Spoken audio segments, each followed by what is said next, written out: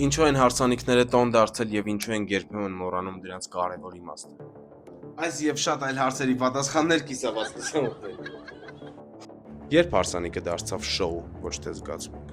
Հարսանիքները տոն դարձան այն ժամանակ, երբ ամուսնությունը դադարեց լինել պարզապես պայմանագիր եւ դարձավ սիրո ընտրություն։ Մարդիկ սկսեցին նշել ոչ թե համաձայնությունը, այլ իրական սիրո ծնունդը, նոր ընտանիքի ստեղծումը։ Հենց դրա համար էլ հարսանիքը դարձավ ուրախություն, երաժշտություն, հավաքույթ։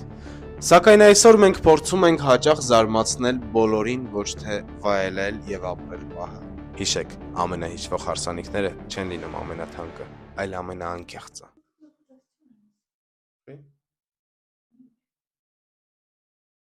Հա, ամենահիշվող հարսանիքները այդ թանկ փող ծախսելու իմաստ չկա։ Դե իսկ թանկ հարսանիքների համար գրեք ինձ։ Կարալին չէ։